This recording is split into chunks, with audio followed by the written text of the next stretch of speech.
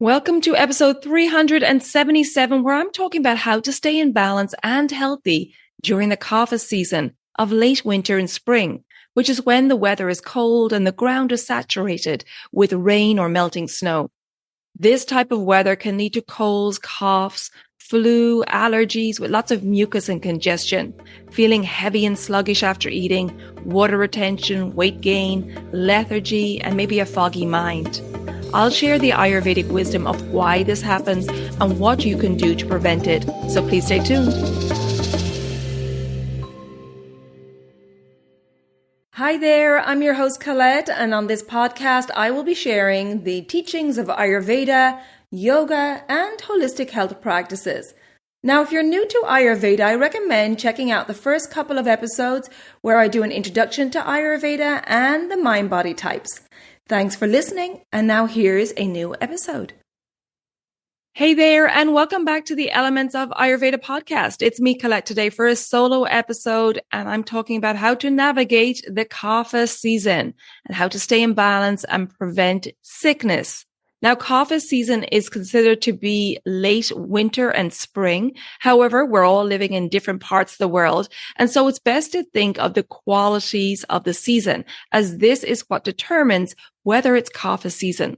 The qualities of Kapha season are the same as that of the Kapha dosha: cold, moist, heavy, static, soft, and liquid. It's when the weather is cold, the ground is saturated with rain or melting snow, and the air is heavy with humidity. Having the understanding and awareness of the qualities which are present in our natural environment and the qualities that are present in our body-mind can help guide us in our food and lifestyle choices, which can in turn prevent imbalances and illness. And it all comes down to the Ayurvedic principle of like increases like and opposites pacify. For example, if we are living in a place which is cold, wet, and humid, and the ground is muddy, saturated, then this is an environment with high Kapha qualities.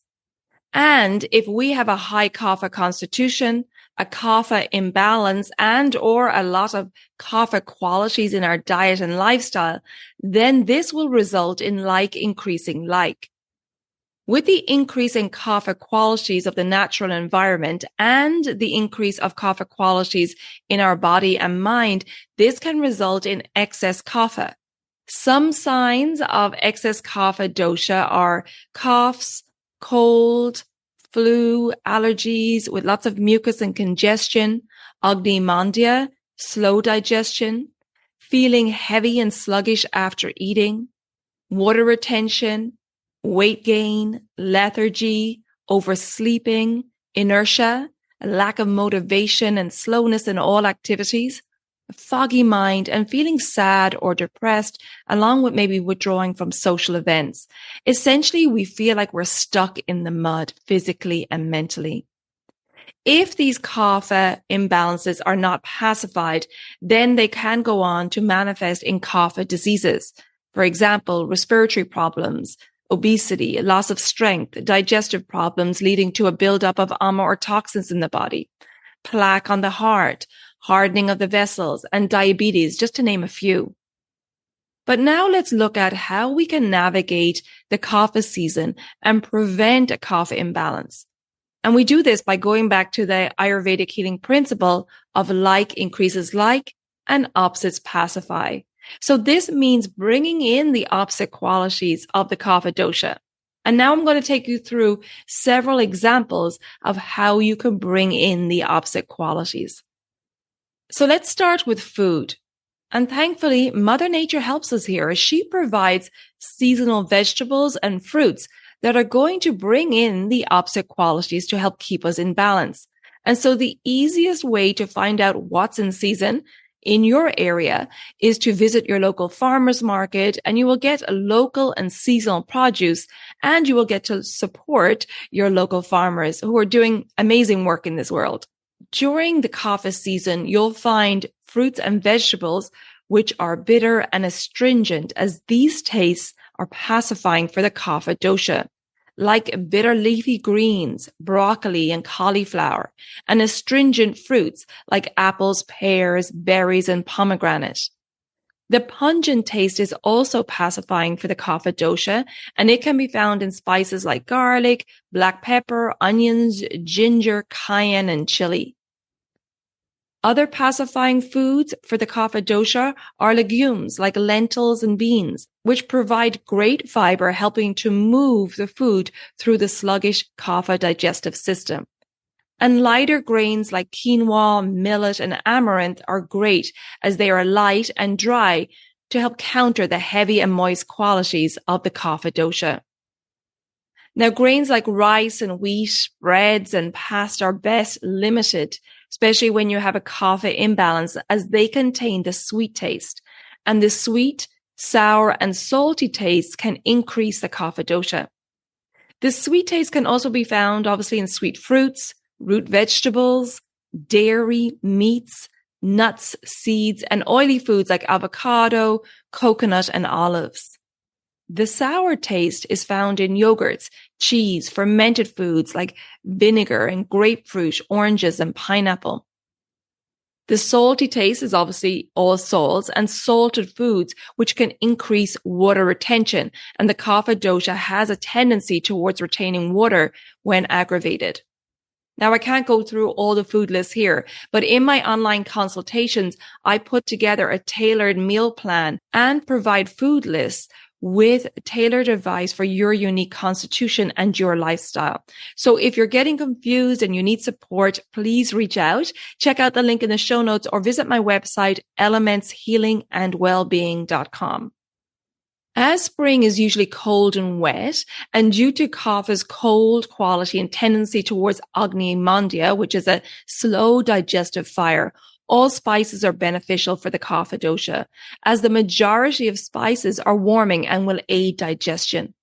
The Kapha dosha does best with less meat, especially red meat, as it's heavy to digest for that slow digestive Kapha fire. And if you are having meat, it's best to eat it in the middle of the day when your digestive fire is strongest. Ideal proteins for the Kapha dosha is from legumes and vegetables, which I mentioned earlier, and that will provide the much needed fiber to help move things along the sluggish digestive system. Best cooking methods for Kapha are the drier cooking methods, like that of baking, steaming, broiling, or lightly grilling food is ideal with less oils. Also, slow-cooked stews or casseroles and soups with lots of vegetables, greens, legumes, and digestive spices are great for Kapha. And it's usually best that there's less water and more of a stew-like consistency. So adding grains like quinoa or millet or barley to soups and stews is a great way to soak up the extra liquids.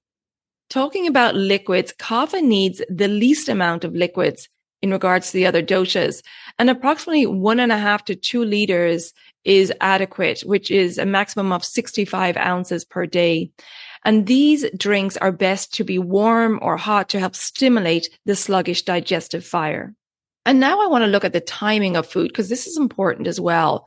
Firstly, due to the sluggishness of the Kapha system, it's important to eat only when you feel the real signs of hunger. The ideal eating regime for Kapha is 3 meals per day, or maybe just 2 is sufficient, with no snacking.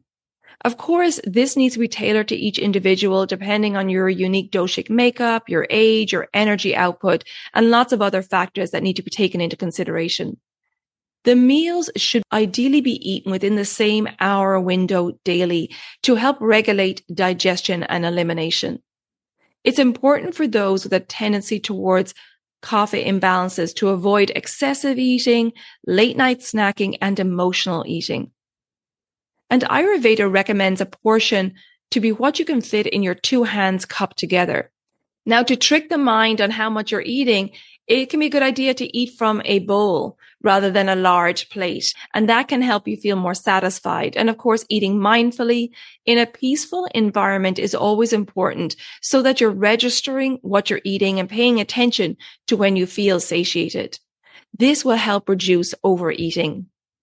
For the Kapha dosha, which can have a tendency towards overeating, it's good to eat one portion of food and then to move.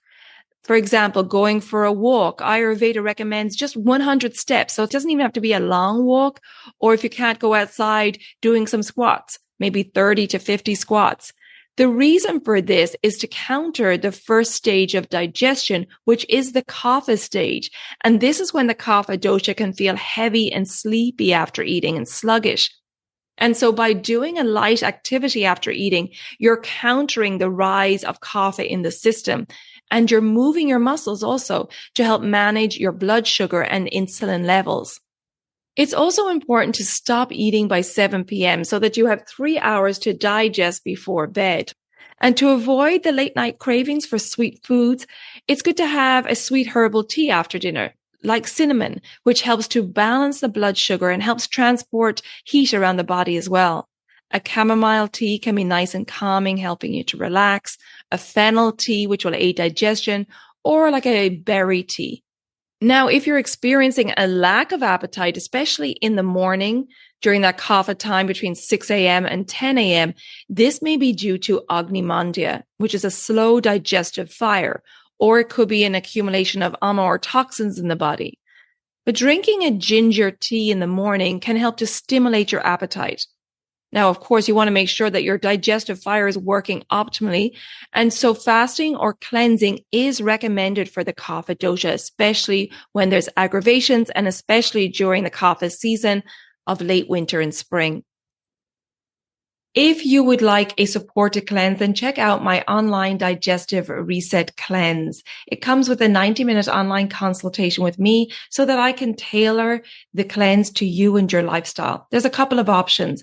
I offer group discounted cleanses, the New Year cleanse starting January 31st, and the specific group discounted spring cleanse starts March 28th. Those dates don't work for you, you can choose a private cleanse. And with a private cleanse, you get to choose your own dates that suit your schedule. And you have me one-to-one for support. So I'll put a link to that in the show notes or visit my website, elementshealingandwellbeing.com. Kapha energy rises between 6 a.m. and 10 a.m. and 6 p.m. and 10 p.m. Therefore, it's important to be up and active early in the morning for those who are very sensitive to the rise in Kapha energy. And you'll know you're sensitive because you will feel very groggy in the morning time, and it will take a lot to get you up and going. So it's really best to be out of bed before 6:30 a.m. and to move your body to stimulate the sluggish Kapha energy. It could be a brisk walk. It could be yoga like sun salutations or a vinyasa flow or a group exercise class. And I say a group class because this can be very beneficial for Kapha to have accountability and inspiration from others, really encouraging you to get out of bed and go to that early morning group class. A morning self-care routine or dinacharya is really important. And I would really recommend dry brushing for the Kapha dosha because it helps to stimulate circulation of the blood and the lymph. And that followed by an Abhyanga oil massage with warming oils like a sunflower oil, a sesame oil, or even a mustard oil, followed by a warm shower. A morning pranayama practice can help to stimulate the sluggish body and mind, and in particular, an invigorating breathing practice helps to stimulate the lungs, as the seat of Kapha is in the chest and lungs, and there's a tendency towards respiratory illnesses. A vigorous breathing practice like Brastrika breath, also known as bellows breath, or Kapalabhati breath, which is also known as breath of fire or the skull shining breath. This is a technique which uses a forced exhalation with the premise of ridding the lower lungs of stale air, allowing the intake of oxygen-rich air, thereby purifying or cleansing the body. Practicing an invigorating pranayama can be great to stimulate Kapha in the morning or any time throughout the day where you're feeling foggy-minded or sluggish. It's very important for the Kapha dosha not to have a sedentary lifestyle or to be sitting for long periods of time. Along with exercising in the early morning and walking after lunch and dinner, setting a movement timer throughout your day can be very helpful. So maybe it's every 20 to 30 minutes, you're getting up and moving your body, increasing circulation. And that could be something simple like just stretching or walking, squats, lunges, calf raises while you're boiling your hot water, or any movement to prevent stagnation. And then when Kapha rises from 6 to 10 p.m., it's time to wind down. A stroll after dinner, as I said, is great to aid digestion and to manage the blood sugar levels, but it's really time to relax. And finally, I want to move on to navigating emotional and mental balance. Tamas is one of the three gunas or qualities that govern the entire universe, the other two being sattva and rajas. And we are all born with a unique ratio of these three gunas or qualities, and they fluctuate constantly due to diet and lifestyle factors. Now, if you're not familiar with the three gunas of sattva, rajas, and tamas, check out episode 19. Tamas is the quality that's associated with imbalanced kapha dosha, and it brings qualities of heaviness, slowness, darkness, dullness, depression, and inertia. The real-life effect of this increase in tamas can result in mental stagnation, which can bring procrastination, suppression of emotions, a lack of self-care, a lack of boundaries, a lack of motivation and inertia, making us feel stuck in that mud that I mentioned earlier. There could be social withdrawal and depression, and being possessive of people and things with a difficulty of letting go. Again, being aware of these tendencies is important, especially because we want to pacify any imbalances in the early stages before it manifests into more tamasic qualities and disease in the body and mind. When there's more of a tamasic quality in the mind, the answer is to promote the sattvic quality, which brings qualities of clarity, lightness, intelligence, compassion, insight, and wisdom. To promote sattva, we bring in the lighter foods that I talked about earlier, as tamasic foods tend to be the heavy, oily, dense foods like meat, cheese, potatoes, and pasta, all the foods that are aggravating to kapha. Bringing in the morning routine I just spoke about and the daily self-care practices to help stimulate and invigorate. The yoga and pranayama practices I mentioned can really help to inspire. And here are some other practices which can be beneficial for the kapha dosha. As I just mentioned, there can be a tendency towards suppression of emotions with the kapha dosha. And so journaling about emotions to help to digest them or seeking professional therapy to help process through emotions can be great. Speaking up for yourself. Kapha has a tendency to be a great listener, but it's important to make sure that you have boundaries and that your relationships are reciprocal. In other words, a relationship that is equally weighted and balanced in both giving and receiving. Setting just small goals for yourself to have a sense of accomplishment. So setting that alarm early in the morning and being active and keeping score of it can really help to feel a sense of accomplishment.